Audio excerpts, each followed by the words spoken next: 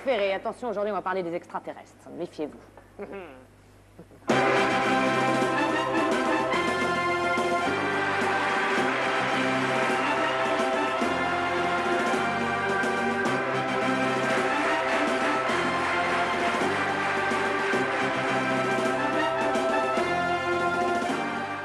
Notre invité aujourd'hui s'appelle Jimmy Guilleux. Voilà le livre qui vient de sortir, EBE, je ne sais pas comment on peut dire, ou EBE. C'est l'Alerte rouge, roman dont on va parler maintenant, qui traite des extraterrestres. Et ce monsieur qui va descendre l'escalier est un spécialiste de l'ufologie. On peut le faire venir tout de suite, Jimmy Guilleux, pour en parler. Donc c'est l'un des romanciers de science-fiction les plus connus aussi, un des plus grands spécialistes des ovnis. Alors c'est vrai que les ovnis, on en parle par intermittence, comme ça. Ils arrivent dans le ciel, on y croit, on n'y croit pas, peu importe. Les choses sont souvent occultées, spécialement en France. Elles sont peut-être plus regardées en Russie, plus regardées aux États-Unis. Vous, vous y croyez?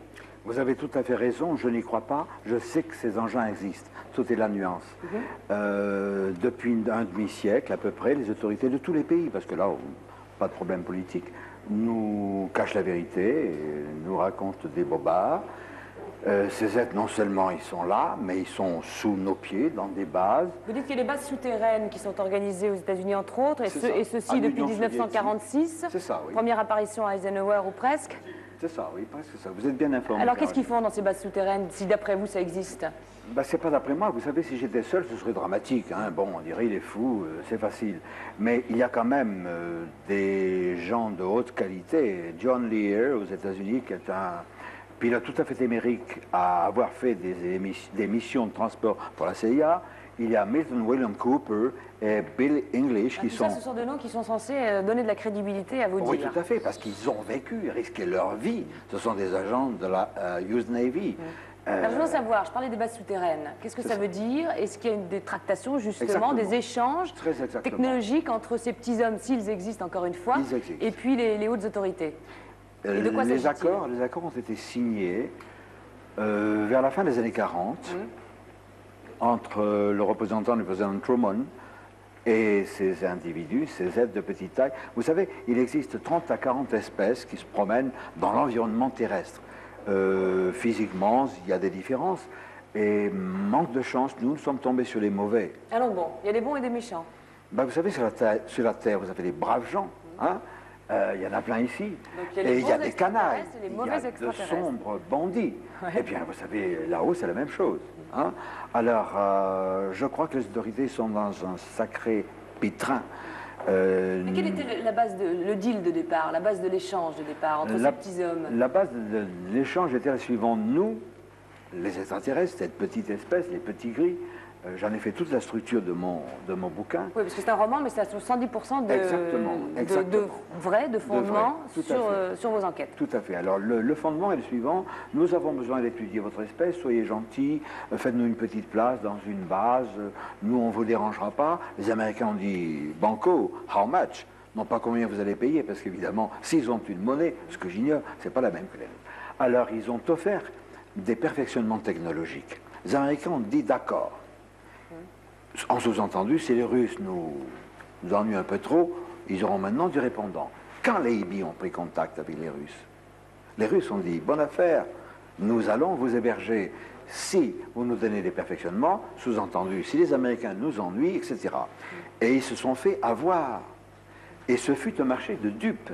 Et ce marché de dupes, nous en voyons aujourd'hui les conséquences où il va falloir prendre une décision. Alors on en parle beaucoup en ce moment des ovnis parce qu'il y a eu des soi-disant apparitions, entre guillemets, en Belgique entre autres. On va vous montrer quelques diapositives qui sont d'autres ovnis qui ont été filmés, ou en tout cas des objets non identifiés un petit peu particuliers.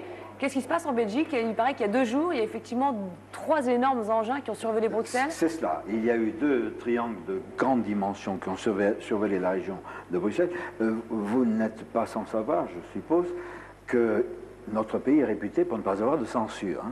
C'est faux. C'est totalement faux. Si j'avais le temps, j'ai des éléments, mais je ne peux pas les sortir, je n'ai pas le temps. Donc ces engins sont passés dans le ciel, soi-disant, mais pas soi-disant, c'est sûr. Personne n'en a parlé. Les gens en parlent entre eux, mais du moment que la censure commence à s'instaurer en France, et puis on commence à tirer boulet rouge. Je suis, vous savez, le premier qui dirait la vérité, vous connaissez la chanson, eh bien là c'est la même chose. Moi j'agite le grelot, j'ai sorti ce bouquin. Alors vous agitez drôlement le grelot dans votre livre, parce que ces petits bonshommes, encore une fois, s'ils existent, ils font des ravages. Tout à fait, hélas. Ou ils sont responsables du sida, d'après vous, ils sont responsables du virus, par exemple, dans l'informatique, ils sont responsables de la mort de Kennedy, la mort de Jean-Paul Ier. Pourquoi tout ça? Pour exercer ce genre de ravage, c'est qu'ils sont tout-puissants et qu'ils ont besoin de ne pas être exposés à la vindicte ni sur la place publique. Mais tout ça, je crois que c'est reculé pour plus mal sauter. Je pense que dans les mois ou les trimestres qui arrivent, la vérité va faire sauter le couvert de la marmite. Mais qu'est-ce qu'ils ont besoin? Vous m'avez dit que c'était une race en voie de disparition, ils ont besoin d'enzymes, ils viennent nous chercher nos petits enzymes qui gravitent dans nos cerveaux. C'est une race qui a des problèmes de dégénérescence biologique.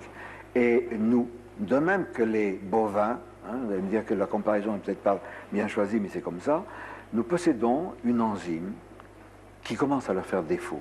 Et c'est dans nos muqueuses et dans celles des bovins, des bovidés, qui trouvent cela. On a enregistré aux États-Unis, dans le Middle West américain, plus de 15 000 cas de bestiaux mutilés, affreusement, organes sexuels, rectum, la langue, etc. Mais d'après vous, c'est peu. C'est sûr parce que nous, les humains, nous n'avons aucun instrument capable de procéder à un champ opératoire en passant entre les cellules.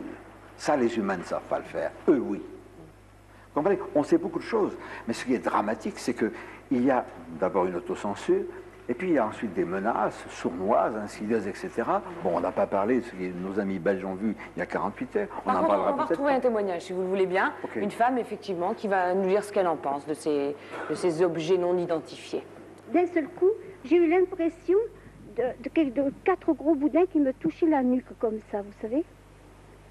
Et puis il s'est développé une lumière qui était... Ça devait être un effet de la paralysie, je ne sais pas. Une lumière haute comme tout. Et cette lumière, elle n'était pas blanche, elle était jaune banane, vous voyez, un peu là, très foncée, sur le feuillage d'automne, vous voyez, ça faisait un peu jaune plutôt.